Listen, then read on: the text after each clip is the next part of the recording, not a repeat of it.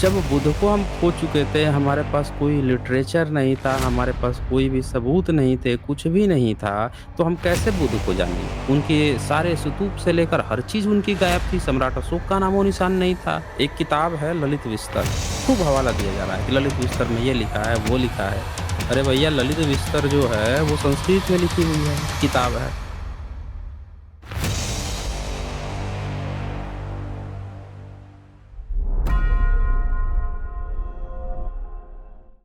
लोगों में ये सवाल उठते रहता है कि कैसे हम बुद्ध को जानें? कुछ लोग कहते हैं कि बुद्ध को जानने के लिए आप त्रिपिटक पढ़ लीजिए, कुछ लोग कहते हैं कि पता नहीं कौन-कौन से सूक्त है, क्या-क्या हैं, वो सब पढ़ लीजिए।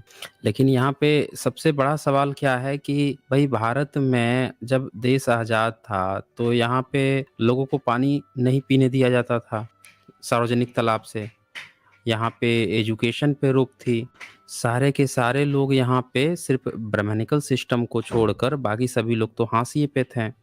उनके पास ना संसाधन थे, ना पढ़ने-लिखने का साधन। उनके पास अपना कोई धम्म भी नहीं बचा था क्योंकि उनका धम्म विहीन कर दिया गया था। उनके जितने भी महाविहार थे, जितने भी उनके एजुकेशन सेंटर थे, सबको जला दिया गया था। महाविहारों पर किसी और का कब्ज़ा था। ये एक गुलाम की तरह ज़िंदगी गुज़ार रहे थे। तो अब इनके पास कुछ भी नहीं था और एक भारत पे जो बाहरी देश के लोग थे, उनके लिए खुली छूट थी। वो आते थे और उनके साथ भारत के कुछ गद्दार जो थे वो गद्दार उनके साथ चाटुकारिता करके उनके साथ अपनी ज़िंदगी मज़े से गुज़ार रहे थे, महाविहारों पर भी कब्ज़ा कर लिए थे। ये चीज़ें चल रही। तो जब हमारे पास बुद्ध थे ही नहीं, बुद्ध से संबंधित कोई जानकारी ही नहीं, कुछ भी नहीं था हमारे पास। सब लोग धम्म विहीन थे। भारत का पिछड़ा वर्ग को नहीं पता था उसका इतिहास। एजुकेशन में नील बटे सन्नाटा था।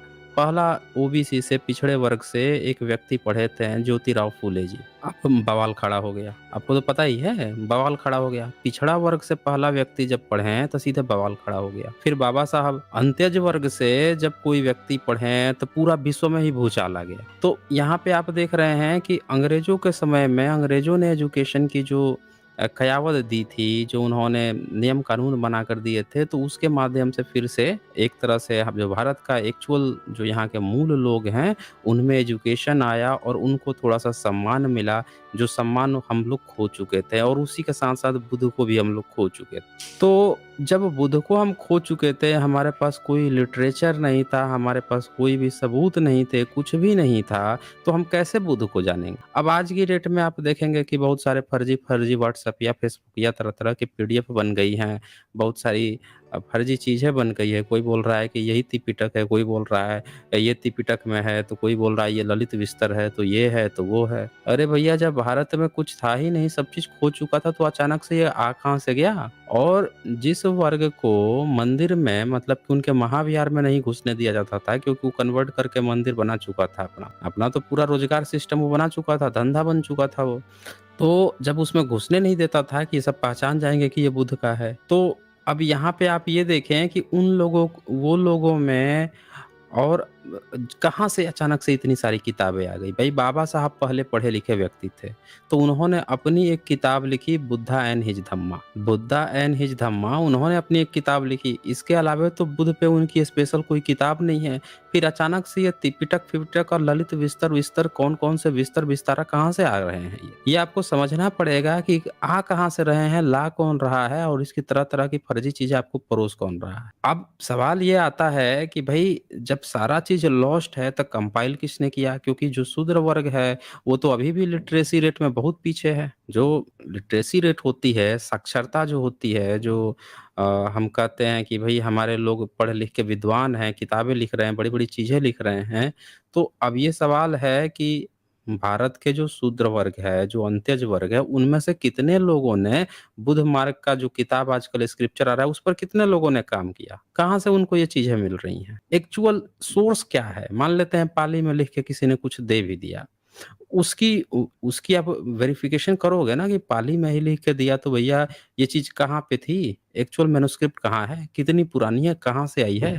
ये सारी चीज़ें तो चेक करोगे ना आप। तो जब चेक करोगे तब आपको बहुत सारी चीज़ें और भी पता चलेंगी। अभी क्या हो रहा है, कोई भी स्क्रिप्चर, कोई भी कुछ चीज़ें उठाकर अब परोस दी जा रही है, बताया जा रहा है कि भैया देखो इसमें ये लिखा है, उसमें ये लिखा हुआ है। और ललित विस्तर एक किताब का खूब हवाला दिया जाता है। एक किताब है ललित विस्तर, खूब हवाला दिया जा रहा है कि ललित विस्तर में ये लिखा है, वो लिखा है।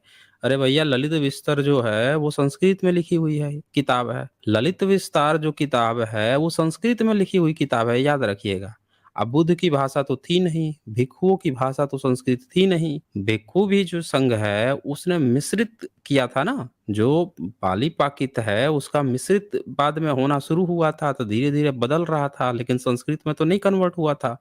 संस्कृत क्लासिकल संस्कृत तो 9वीं 10वीं सदी के बाद आया है। तो ये ललित विस्तर अचानक से संस्कृत में कहाँ से टपक गया? ये चीज़ आपको समझना होगा दोस्तों कि ये कहाँ से ये सारी चीज़ें टपक रही है। तो एक तो ये बात हुई कि संस्कृत की जो किताबें आपको परोसी जा रही हैं, तो भैया विश्व के किसी भी देश में संस्कृत में तो नहीं चलता है।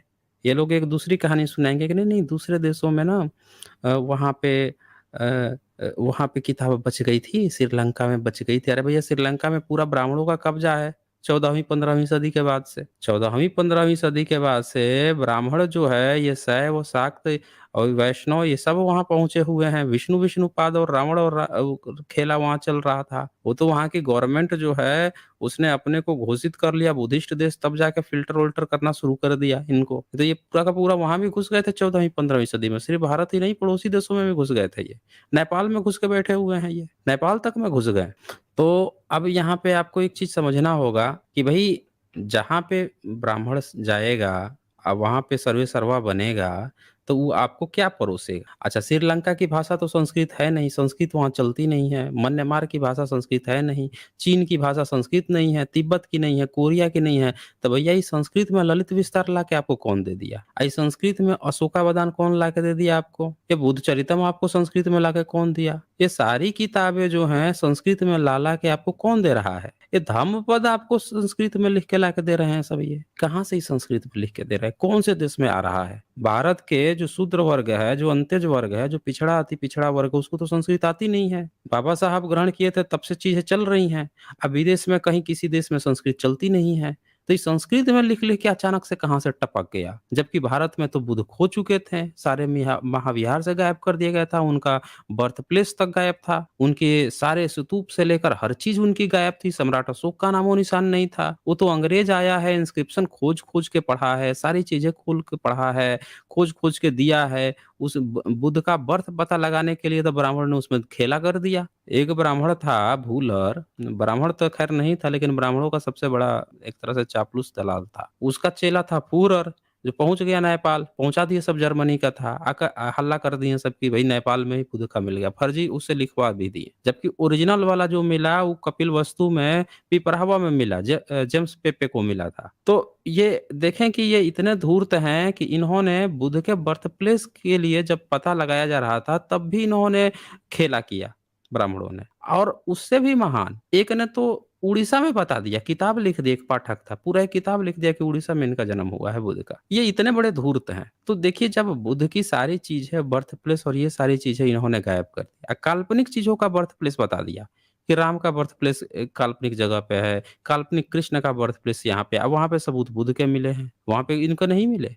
जहाँ बुद्ध के मिल रहे हैं, जहाँ उनका बर्थ है उसी को गायब कर दिया, अकेला कर दिया, नहीं वहाँ है, नहीं वहाँ है। एक होता है ना जूता चोरी हो जाए तो मौज लेनी है तो बता दो कि अरे भाई नहीं वहाँ पे था, हम देखे थे ना उस रास्ते पे वहाँ पे था। अच्छा नहीं उत्तर चले जाओ, अरे नहीं दक्षिण चले जाओ वहाँ पे था। ये खेला कर रहा था बुद्ध की बर्थ प्लेस को लेकर। तो जिस देश में जब बुद्ध का सब चीज गायब हो गया, अंग्रेज खोज खाज के फिट फाट करके दिए, उसी देश में अचानक से आपको संस्कृत में लिख लिख कर ललित विस्तर कौन देने लगा? जरा सोचिए। जब भारत में इतिहास नहीं पता था, कुछ भी नहीं पता था, तो अचानक से इस संस्कृत में कहाँ से किताबें टपक पड़ी? ये आपको खोजना पड़ेगा दोस्तों। ये जो आप लोग नहीं पता लगाते। अच्छा ये अशोकावदान में जिसमें बोल रहा है कि पुष्यमित्र जो है मारते-मारते लोगों को बौद्धों को मारते-मारते कत्लेआम करते सियालकोट तक पहुँच गया। ये भी संस्कृत किताब है, अशोकावदान उसमें। अब पूछिए कि संस्कृत में लिख के कौन दिया था? कौन देश है जो संस्कृत में लिखता है? चीन लिखता है क्या संस्कृत में? या तिब्बत लिखता है? हैं? पूछे ना ज़रा इन लोगों से। श्रीलंका लिखता है, म्यांमार लिखता है, कोरिया लिखता है। कौन से देश ने संस्कृत में लिख के इनको दे दिया अशोकावदान? यहाँ पे पता ही नहीं भारत में अचानक से किताबें संस्कृत में टपक पड़ी। तो इसीलिए दोस्तों बुद्ध को अगर आपको जानना है तो हमारे पास कोई भी सोर्स नहीं था, अवेलेबल नहीं था। स्क्रिप्चर का माध्यम पूरी तरह से बर्बाद कर दिया गया था। जो स्क्रिप्चर बचे थे वो स्क्रिप्चर को ब्राह्मणों ने जब संस्कृत में लिखा तो उसका ब्राह्मणीकरण करके लिखा। पूरी तरह से ब्राह्मणीकरण किया। अच्छा, ये इतना बड़ा धूर्त होता है ब्राह्मण कि जब तिब्बत में पता चला कि तिब्बत में किताबें मिली हैं बुद्ध से रिलेटेड, तो उसका अनुवाद करना चाहिए ना, भारत में आके उसका अनुवाद करना चाहिए। आप इंग्लिश में कर लो, आप जो है हिंदी में कर लो या किसी और वो करेगा संस्कृत में। किस में अनुवाद करेगा? संस्कृत में। अब ये बताइए कि एक तो पाली की किताबें थीं, उसका अनुवाद हुआ तिब्बती भाषा में। पाली में मतलब अलग होता है, तिब्बती में उसका समानार्थी किया गया, अब वहाँ से उठा के फिर से ये संस्कृत में किया। अब संस्कृत में जो शब्द लिखेगा उसका फिर मतलब ये संस्कृत की तरह निकाल देगा। हो गया ना पेड़ा कड़क। तो बुद्ध का बुद्धिस्ट सिविलाइजेशन का इस तरह से ब्राह्मण के हाथ में खेला है। सारा ट्रांसलेशन पाली का पहला से लेकर आज भी जितना पाली पढ़ा रहा है वो सारे के सारे पढ़ा रहे हैं ब्राह्मण पढ़ा रहे हैं। एक आध अपवाद के रूप में कोई पिछड़े अति पिछड़े लोग से मिल जाए कोई, नहीं तो ये सारा का सारा ब्राह्मण कब्जा करके बैठे। तो जो सवाल हमसे पूछते हैं ना कि त्रिपिटक और ये पिटक और वो पिटक पढ़ना चाहिए कि नहीं पढ़ना चाहिए, तो उसका यही जवाब है कि ये सारा चीज जो है ब्राह्मणों के कब्जे में है।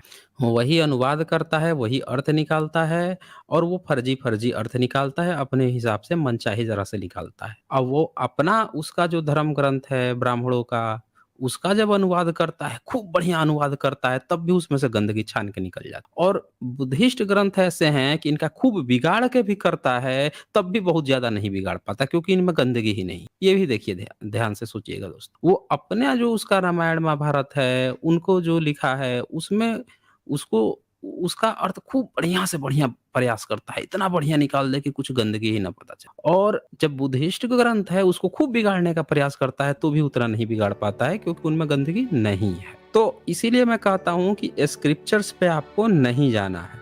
हमेशा अगर आपको जानना है, हम लोगों ने बुद्ध को आर्कियोलॉजी से जाना। ज़मीन खोदते गए, खोदने के बाद से बुद्ध निकले, तो हमने आर्कियोलॉजी के माध्यम से जाना। हमने उनको इससे जाना कि अच्छा ज़मीन खोदने पर बुद्ध निकल रहे हैं। तो सबसे बेस्ट मेथड है बुद्ध को जानने का, जो खोए हुए बुद्ध हैं, जो लॉस्ट बुद्ध हैं, उनको जानने का सबसे अच्छा माध्यम है कि आर्कियोलॉजिकल एविडेंस से जानें। अच्छा, आर्कियोलॉजिकल एविडेंस में क्या घपला है?